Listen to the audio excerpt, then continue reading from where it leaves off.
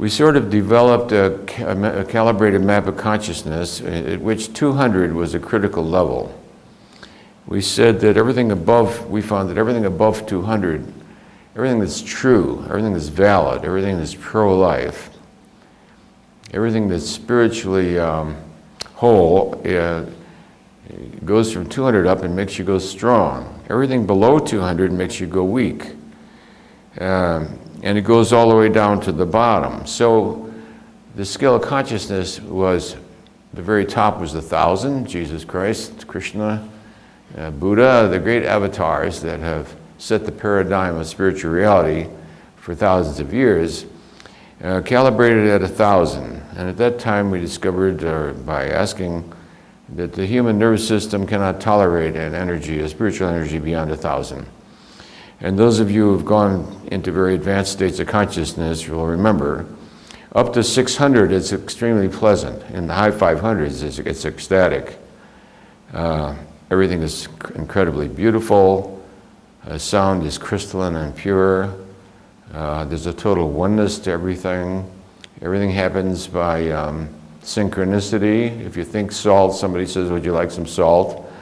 It's a marvelous world. You can leave in the high 500s, you can walk out the door without a nickel in your pocket and no food. And everything will be provided, and I've done it. Walked out without anything. And just as you think, gosh, I could sure use a snack. A friend of yours says, I'm going for breakfast, got to take you out for breakfast. It just happens that way, and you can go for months without anything at all.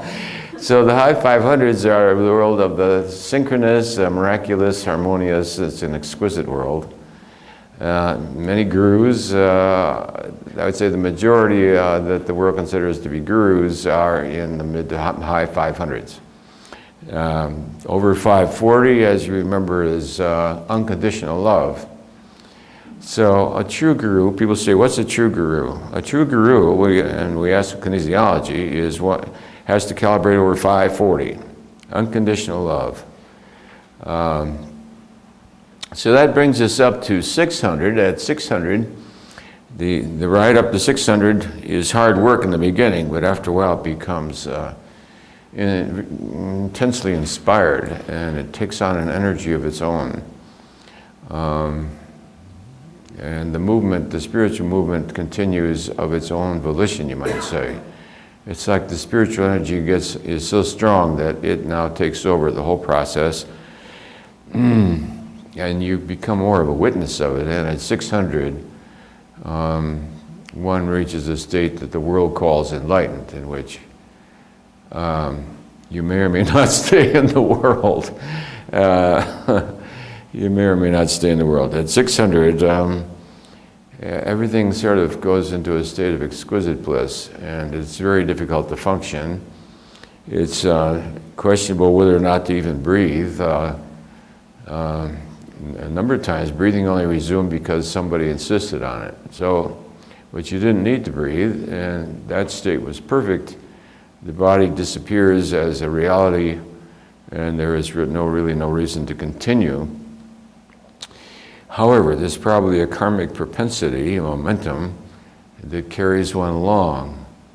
In each instant that happened, it was love that it got the body to breathe again. So love for someone who would have been concerned if the body stopped breathing. The world considers that death and goes into greater reaction about that. So somebody that you cared about, you looked at him, you realize he believes in death, and he thinks he thinks you're dead, and he will now feel very bad about that, so you breathe. That's the only reason you breathe, but because you really don't have to.